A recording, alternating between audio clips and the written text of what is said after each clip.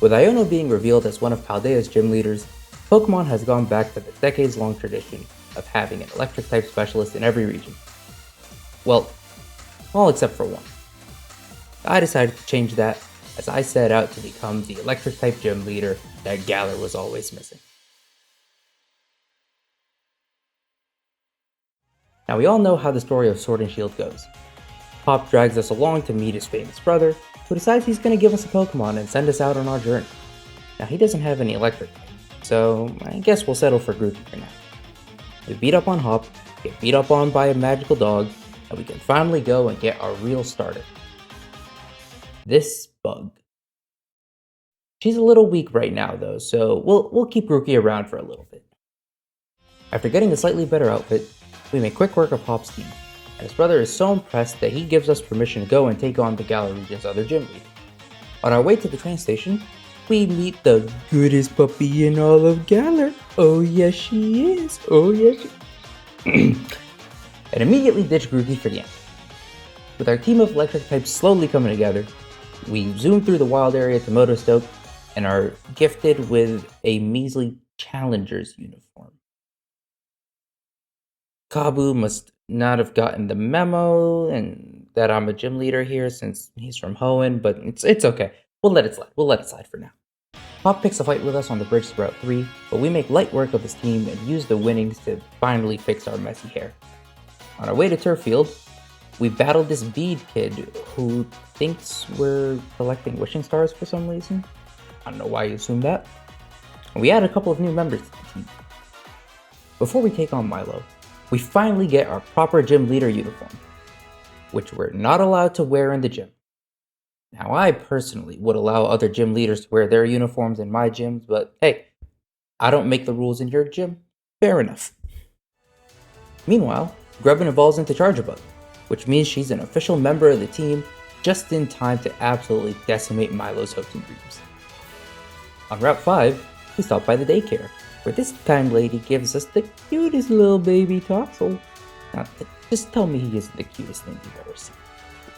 We're then given a bike, and as we're enjoying our first bike ride on the bridge to Hulbury, we're stopped by none other than Hop again. So, you know I had to do it too. In Hulbury, we reel in a beautiful glowing fish who we immediately add to the team before taking on Nessa. Electrike deals with most of her team, then Yamper and Chinchou chip in to take down the big tortoise, and we defeat Nessa. Rose, the chairman of the Pokemon League, buys us dinner, but he leaves early, so Charjabug and I settle for Bede's team as dessert. We then make our way through the mine, where Chinchou gets nice and strong, and Yamper even evolves into Molten. After putting Marnie's team to sleep, we get a good night's rest at the Bidoof drop-in, and are ready to take on Kabu the next day. Now, Chinchou put up a really good fight against Kabu's first two Pokemon, and got really unlucky. So instead of making this a long drawn out battle, let's just pretend none of that happened and move on. Okay, know y'all are upset, but they didn't set any rules for this run, and oh hey, look, Chinchou's evolving, so we're all good, right? We're all happy? Good? Cool. Let's keep it rolling. After a heartwarming send-off from our fellow gym leaders, we make our way back to the wild area, where we find a Thunderstorm and officially welcome Johto onto the team. Then make a quick pit stop in Hammerlock to look at some old paintings, before adding Helioptile to the team on Route 6. Hop then challenges us to a battle in Stow-on-Side with a brand new team, and although he has some incredible taste, his team is still no match for ours. Riding high on that victory, we cruise through the Stow-on-Side pinball machine, take on Alistair, and lose resoundingly. But we won't let another gym leader keep us down, and our newly evolved Helios gets the job done and secures our victory, which excites little baby Toxel so much that he evolves into Toxtricity. After helping apprehend Bede, who was vandalizing some ancient murals for some reason, we make our way to the magical village hidden in the mushrooms. And then it was Toxtricity's time to shine, as he easily dismantled Opal's team. We then made our way back to Hammerlock, where Hop once again decides to battle us on a bridge. Now I too love a good bridge, but let's be real, these wild area bridges are like a 5.5 at sunset, and that's generous. After dealing with him, we meet a new member of the team on Route 7 before arriving in Surgery. With Togedemaru on board, I was feeling extremely confident heading into the gym. Until I realized that Togedemaru learns no steel-type moves. But it's okay, because a full team effort got us a hard-fought win against Melon. With 2 of the last 3 gym leaders giving us some tough battles, we bike across the water to add one last member to the team. But Morpeko deemed us unworthy, sent us away to prove ourselves. So we forge on ahead to Spikesmith, take down Piers, who I have the utmost respect for as a gym leader given the hand he and his city have been dealt, and make our way back to the wild area to find another Thunderstone for all of Charge Ball. With the Dark Badge in hand, our team fully evolved, Morpeko finally deems us worthy to join the team. Back in Hammerlock, Raihan tasks us with defeating his gym crew, but we get through that challenge easily enough. However, once we get into the official gym battle, I realized he had one last trick up his sleeve. Now while Duraludon was his ace, Flygon was the perfect counter to our team. Its ground typing was the bane of my existence as an electric type gym leader, and its dragon typing rendered most of our other moves ineffective. With our team also being under leveled, we lost to Raihan and Rogue, so we set off on a long journey to train and get stronger, which involved going back to every single route and taking on every single trainer. I don't know why I do this.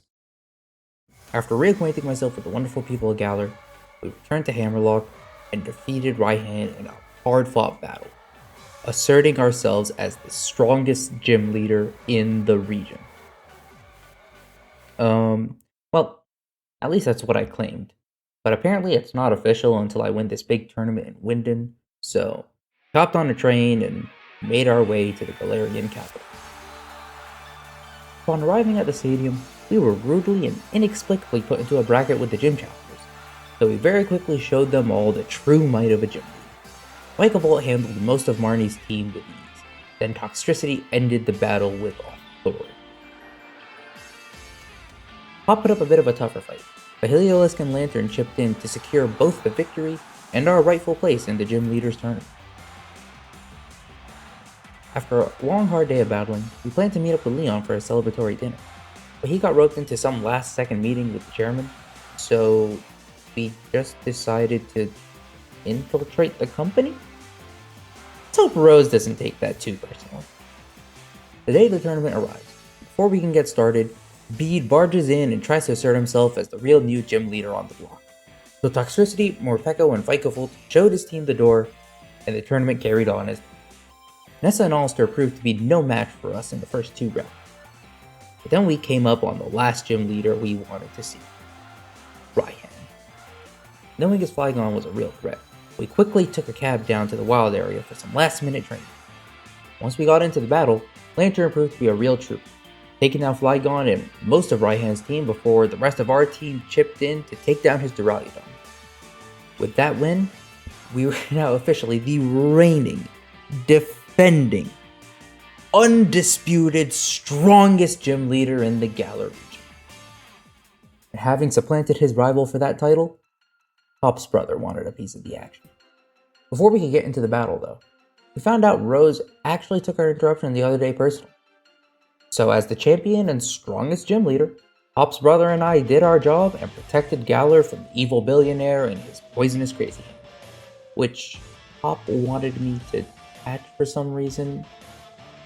He knows I'm an electric type specialist, and Eternatus doesn't even learn Thunderbolt. Like, literally every Pokemon in this game learns Thunderbolt that Eternatus doesn't. Why would I want it? With the Galar region in shock, Winden Stadium needing repairs, Hop's brother and I decided to postpone our battle by a few days to help with the recovery efforts. Knowing our battle would be tough, and that our team would need to be at its absolute best, I decided to send them away for some special training during this hiatus. 3 days later, with the region at peace, and my team raring to go, Galar's strongest gym leader and champion did battle. This battle was a true test for our team, and they all shone in what ended up being a fantastic team effort. Bolton came out of the gate strong, taking down Aegislash and getting some great damage on Haxorus before going down. Lantern then braved an Earthquake to finish off Haxorus, before falling to Seismitoad. With the battle tied at 2 knockouts apiece, Seismitoad could have proved to be a real problem for our team, but Morpeko came up clutch with a strong Bullet Seed to take it down without breaking a sweat. Then Cinderace came out, and Morpeko crucially slowed it down and got some great damage on it before falling. The battle was tied again, but thanks to Morpeko's efforts, Togedemaru was able to take down Cinderace before it could fire off a Pyro Ball. Dragapult then came out, and Togedemaru had the battle of his life. Togedemaru forced Leon to use his only full restore, paralyzed Dragapult twice, and caused 3 flinches before ultimately going down. While Togedemaru couldn't do enough to give us a commanding 5-3 lead, he did enough to put us in a winning position. Vikavolt then came in, and while she braved Dragapult's flames admirably, she couldn't do enough to score the knockout. For the first time in this battle, we were behind. It was 4 knockouts to 5, but the stage was set. With the stakes at their absolute highest, it was Toxtricity's time to shine. And shine he did. Having grown so much since we brought him into the team as a little baby Toxel, Toxtricity paid back our patience and efforts in spades. A Max Lightning was enough to KO Dragapult and set up an electric terrain. And then it was down to each of our last Pokemon, Dynamax Toxtricity and Gigantamax Charizard. Hop's brother's ace may have been a flying type, but it was not to be underestimated. However, the electric atmosphere in the stadium proved to be too strong, because after brushing off a Max Rock's Fall, Toxtricity let loose a powerful Max Lightning that Charizard had no chance of surviving. And just like that, we emerged victorious. We may have set out on this journey to become the electric-type gym leader Galar was missing, but we ended up with a prize even better than keeping up old traditions, the title of champ.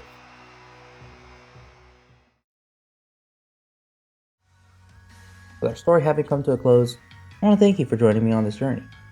If you enjoyed this video, please share it with a friend to help fill the time while we all wait for Pokemon Scarlet and Violet. If you didn't, please let me know in the comments what I could do better. This is my first long-form project, and I really appreciate any and all feedback, good or bad. Like the video so I know you enjoyed it. Subscribe to not miss any future videos and streams. And until next time, take care.